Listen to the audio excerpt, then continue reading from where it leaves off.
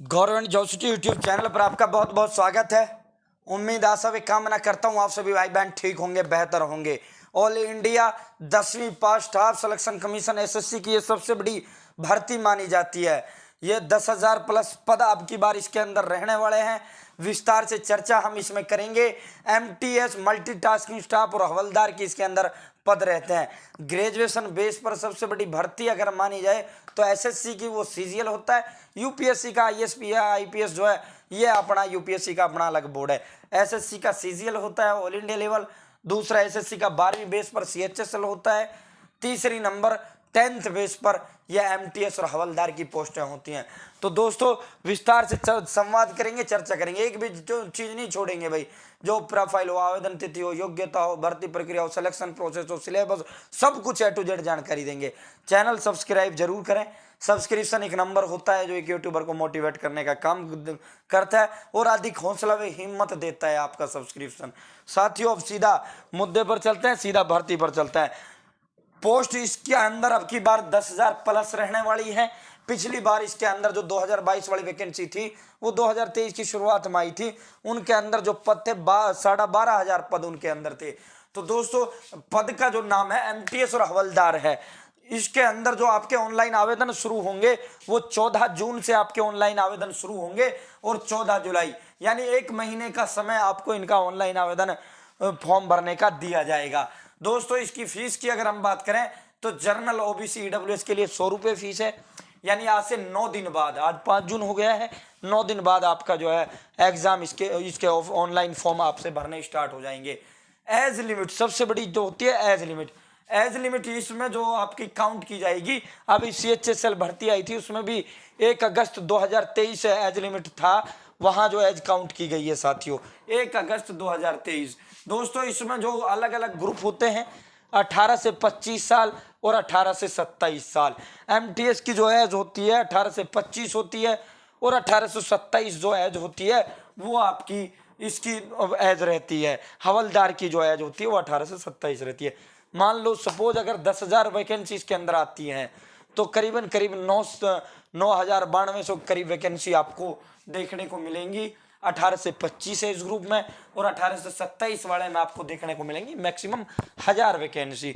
बाकी पोस्टों की संख्या निश्चित नहीं है, वो उस दिन ही क्लियर हो पाएगा जिस दिन इसका नोटिफिकेशन जारी होगा। तो साथियों ओबीसी के लिए 3 साल की इसके अंदर छूट है और SC ST के लिए एज रिलैक्सेशन 5 साल का है। दोस्तों क्वालिफिकेशन योग्यता ओनली 10th पास है, 10वीं के अलावा और किसी भी चीज की कोई भी डिमांड इसके अंदर नहीं है। एग्जाम जो डेट है आपकी जो परीक्षा तिथि है, परीक्षा तिथि का पूरा शेड्यूल स्टाफ सिलेक्शन कमीशन ने जारी कर दिया है। आपके जो एग्जाम होगा वो 1 सितंबर से 29 सितंबर के बीच आपका भारत के भिन्न भिन्न शहर के भिन्न भिन्न परीक्षा केंद्रों पर आपकी परीक्षा आयोजित करवाई जाएगी। लगभग सभी राज्य के अंदर इसके सेंटर्स रहते हैं। साथियों सैलरी इसकी जो आपकी रहेगी, जो आपको स्टार्टिंग में आपके इन हैंड आपको हाथ में मिलेगी वो 25,000 के करीब करीब आपको मिलेगी। 25,000 प्लस आपको लगभग जो है सब कुछ काट कूट के आपको इसके आपके हाथ में 25,000 सैलरी प्रथम जो मंथ है उसी से मिलनी शुरू हो जाएगी। इसमें जो सिलेक्शन प्रोसेस होता है मैन ये समझ लेना भाई, रिटन एग्जाम होगा, रिटन और पीटी एंड पीएसटी। जो ये पीटी और जो पीएसटी होगा ये ओनली हवलदार की पोस्टों के लिए होगा। जो एमटीएस की पोस्टें हैं उनके लिए कोई पीटी या पीएसटी आयोजित नहीं करवाया जाता। तो एमटीएस की 9,000 के करीब मतलब मैक्सिमम मान के चलो 90% पोस्टें एमटीएस की होती हैं और 10% पोस्टें इसके अंदर हवलदार की होती हैं। तो साथियों ये जो है इनका एमटीएस वालों का रिटर्न होगा, डीवी होगा, मेडिकल होगा, जबकि हवलदार वालों का रिटर्न होगा, फिर फिजिकल होगा, फिर डीवी, फिर मेरिट। तो इसमें फिजिकल एक्स्ट्रा ऐड हो जाता है उनके लिए। जॉब प्रोफाइल की अगर मैं बात करूं पूरा सिलेक्शन प्रोसेस बताने से पहले तो हवलदार का तो आपको पता है भाई ड्यूटी देनी होती है। अब जो एमटीएस होता है इसकी जॉब प्रोफाइल भारत सरकार के किसी भी मंत्रालय के अंदर, किसी भी बोर्ड के अंदर, किसी भी विभाग के डिपार्टमेंट हो, कुछ भी वो हो, सेंटर्स हो, तो वहाँ जो है इनका काम मल्टीटास्किंग होता है। यानी फाइल एक जगह से दूसरी जगह ले जाना या फिर अफसर के साथ जो है उसका असिस्टेंट या फिर उस तरीके का बन के रहना, ये इनसे वैसा काम नहीं कराया जाता। कभी आप इसमें सोचो, इनसे ना साफ सफाई वगैरह, ना फिर ये झाड़ू पोछा, ये कुछ नहीं करवाया जाता इनसे। इनसे तो आप ये ऑफिस की जॉब होती है, सुबह 9 से 5 तक की ये जॉब होती है, और इसके अंदर जो है आपको असिस्टेंट लाइक एज असिस्टेंट की तरह काम करना होगा। तो दोस्तों ऑफिस में ही आपको इसके अंदर नौकरी मिलेगी। अब इसका मेन बात करते हैं सिलेक्शन प्रोसेस। तो सबसे पहले रिटर्न की बात कर लेते हैं।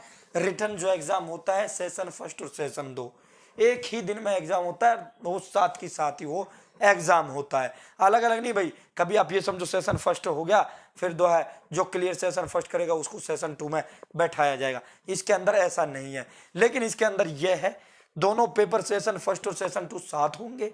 जो सेशन फर्स्ट जो रहेगा वो क्वालिफाई रहेगा, उसके अंक जो है सिलेक्शन मेरिट उनके अंकों पे नहीं बढ़ेगी।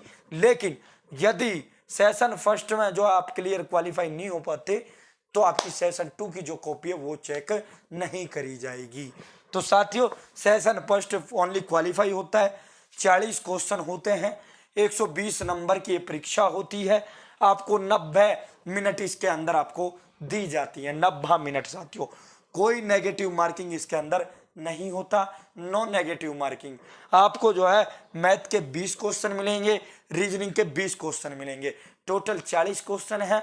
जर्नल 30% पर पास है, यानी अगर हम इस 120 नंबर का 30% या फिर 40 क्वेश्चन का 40% का 30% निकालें तो 12 क्वेश्चन यदि सही कर देता है रीजनिंग और उसके अंदर मैथ के अंदर, चाहे वो 40 अटेम्प्ट करता हो, उसके 28 गलत चले गए हों, यदि उसके 12 भी सही है तो वो जो है सेशन 2 में उसकी कॉपी चेक होगी, वो भर्ती में शामिल रहेगा। यदि उसकी सेशन फर्स्ट क्वालिफाई वो 12 क्वेश्चन नहीं कर पाता, ये जर्नल के लिए हम बता रहे हैं 30% है, क्वेश्चन का 30%। साथियों ओबीसी ईडब्ल्यूएस का 25% पर क्वालिफाई है, एससी एसटी का 20% पर क्वालिफाई है।